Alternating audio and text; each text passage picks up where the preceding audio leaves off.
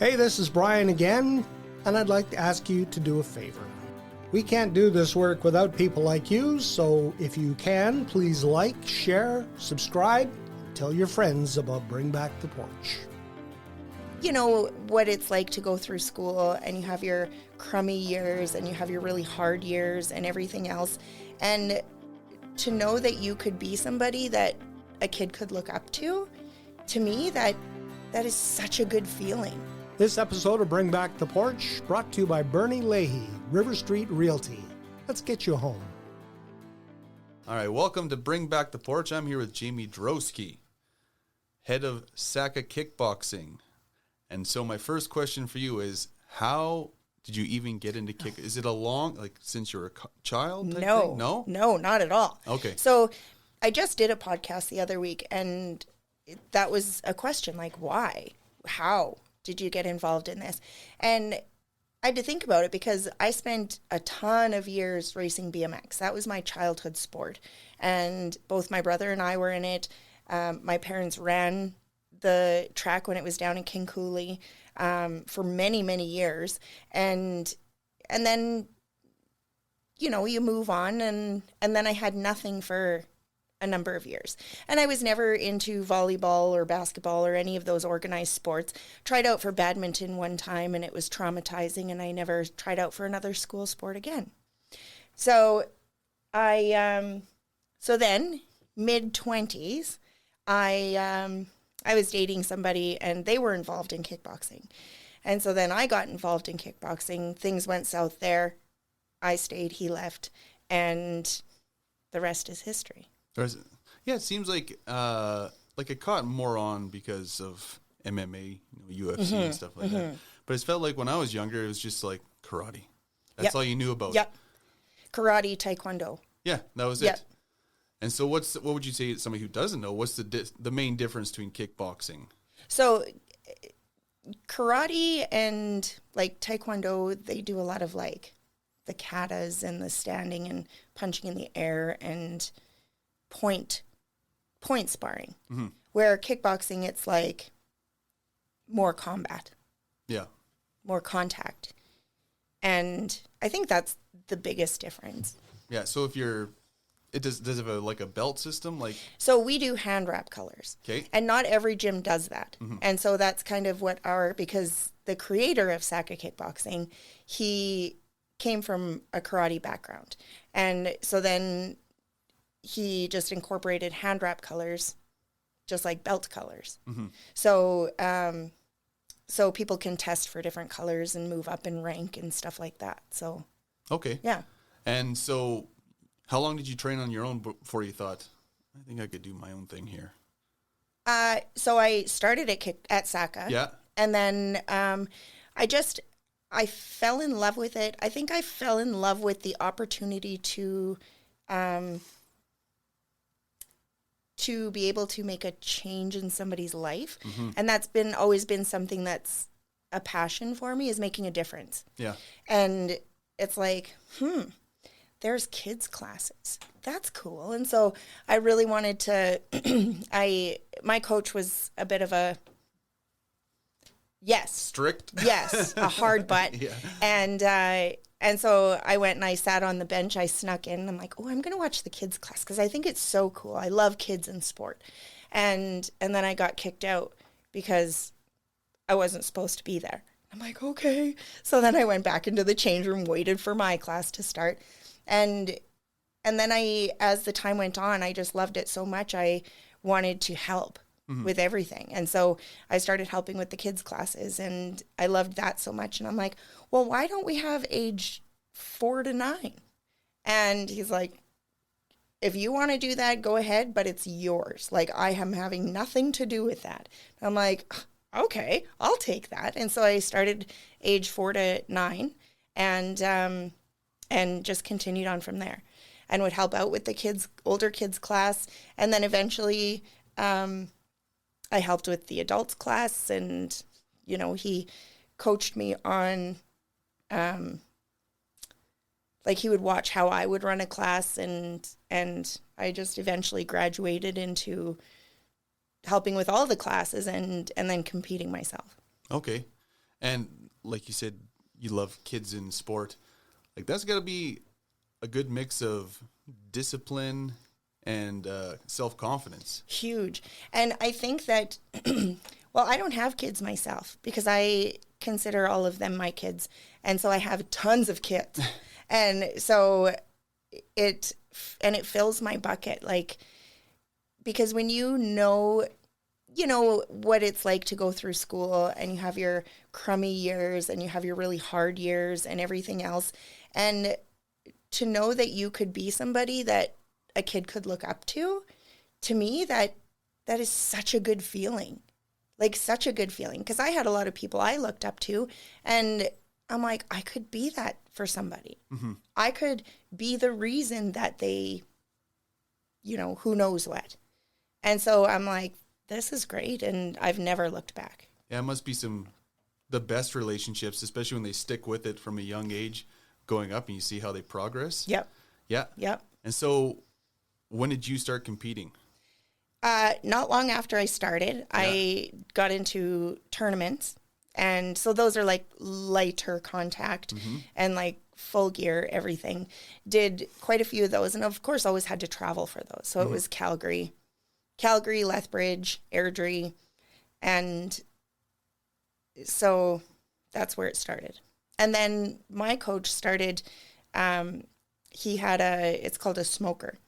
And so you've got your tournament level, you've got a smoker, which is, gives you a taste of what the ring is like. So instead of 2-minute rounds, they're 1.5 minutes.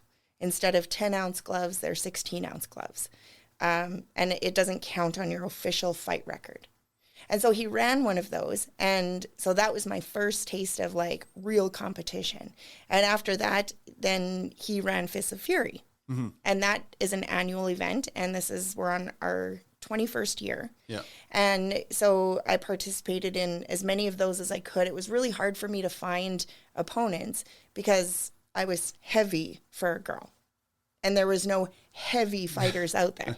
And so I would have fought like monthly if I could have.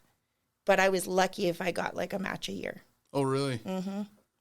It was really frustrating. What's it like the first time you're staring down an opponent, knowing that you're going to have to fight? You have nerves, whether it's your first fight, your 10th fight, your 20th fight, you'll always have those nerves. Mm-hmm. Like, because you've got somebody else on the other side that's like looking to smash your face. And so, it's like, okay, are they going to, you watch them warming up and you're like, oh my God, they can hit the pads really, really hard. But that doesn't mean they're going to hit you very hard when you're punching them in the face, right? Yeah. It changes everything. And so you just get used to that feeling. Mm-hmm. Like there wasn't a match where I didn't have like my stomach turning, felt like I had to run to the bathroom every 5 minutes, tingles in my hands, lightheaded every once in a while. Like it's every single time. Like the first time you're sparring or in a match, the first time you get hit really hard in the face or anywhere, and maybe it's not as bad as you thought it might have ever been. You're just like, okay then. Yeah. Well, and I think the first time, and this happens for most beginners are scarier than experienced people. Because beginners don't know how to control that emotion of when you take a hard shot and you're like, oh yeah, you want to go? And then you ramp it up and then they ramp it up and you ramp it up and then it gets a little crazy, right? So then eventually you learn. Yeah, okay, well, I'm telling you. And then eventually you learn how to control it. Mm-hmm. The discipline. Yeah, that's right. The discipline and on how to kind of match their power and be able to bring it down when you need to. Yeah. Or be able to say, hey, like, let's lighten it up. Like, we're getting carried away here. Yeah, gotcha. And how many of the students participate in a Fist of Fury? Is it all SAC students or is it all over? So I try and get all of my fighters. So the ones that are ready, you think, right? Like there is about 5% of my students that compete. Okay. super small amount. Yeah. And so I always try to get them on Fists of Fury. This year we have 9. That's a good year. And so that's all adults. Yeah. Well, there's 116 and 117, but the rest are adults. And so our kid competitive group is fairly big right now. I'd say probably 10 to 15. So, but they don't do fights like Fists of Fury fights. Yeah. Not yet. It's too soon. Not yet. And how far away do people travel from to compete? So the furthest is Winnipeg. Oh? Yep. They come and, but it's usually Calgary, a lot from Calgary, Sherwood Park, Edmonton, Lethbridge, Brooks. Yeah. And does it have its own like belt system? Like, heavyweight champion system, I should say. Not really. It's not like how the UFC only has like this weight class. Okay. Like for Fists of Fury, we do within 5 pounds. Okay. So like I could have a huge spread. I could have like from 100 pounds to 250 pounds. You just match up. As close as you can. Yeah, that's right. With experience, age, height, weight. Yeah. And where's it being held this year? At the Cypress Center. At the Cypress Center? Yep. It's been there every year. Yeah. Yeah. And is it usually a good turnout? Yeah. It's good. I'm still learning. Yeah. Yeah. It's hard. And it's crazy because this is the 21st year and there are tons of people out there that have no idea it even exists. Mm-hmm. And it's like, okay, how do I get this out there? So still learning there. Yeah. Yeah. How do people get tickets? On eventbrite.ca. Okay. Or down at the gym during class times. How much are tickets? Floor tickets are $40, bleacher $35, first row $50, and I have about 4 or 5 ringside tables still available. And each of those tables seats 6. Okay. And how many fights can people expect to watch? I try to book about 12. Oh. 12, 13, but then you always get injuries. Okay. Training is hard. Yeah. And so then you get injuries. You try to find them a last-minute match. It doesn't always work out. Which super, super sucks. I've been on the end of you've trained for like 2 months straight, like hard training. And then like a couple days before your opponent pulls out. It's the worst feeling ever. Is it harder to train leading up to a fight then than just regular training? Oh, no.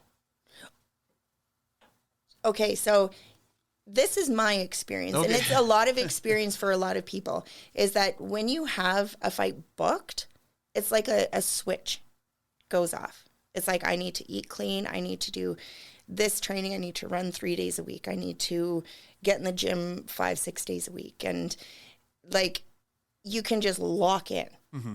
But when there's nothing booked, it's really hard to train that hard consistently. Yeah. Yeah. That makes sense. Like, really hard. Because I'm, especially with diet. Diet sucks. Yeah. Well, especially coming up to a fight. You'd have to be sure of a very strict diet. That's all the time. right, because you have to be within what you agreed upon, what you right? agreed upon. Yeah. And it's not hard to shift over 5 pounds, Oh, big time. Yeah. So you probably have to be pretty careful. Yeah. Check every day. That's where I'd be done right there. Yeah, right? Right? I know, it's terrible. I'd be second guessing every Costco sample that I walked past. It's like, nope, can't have that. And I'm a junk food junkie. Like, I could eat chocolate multiple times a day, every day of the week, every day of the year. But that switch, easy. There you go. I can just stop. Yeah. That's the discipline of kickboxing. Yeah. But then you have the no discipline where, you could be ready for a last minute fight, but you're not because you had to have chocolate every day. That's where I was. That's where I always am. Yes, exactly. All right. Well, everybody make sure to check out Fists of Fury. That's right. April 25th? April 25th. I got the day right. Yeah. Still tickets available, so thanks for coming in, Jamie. Yeah, absolutely. Thanks for having me.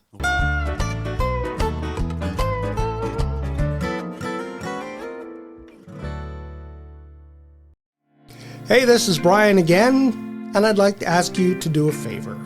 We can't do this work without people like you, so if you can, please like, share, subscribe, tell your friends about Bring Back the Porch.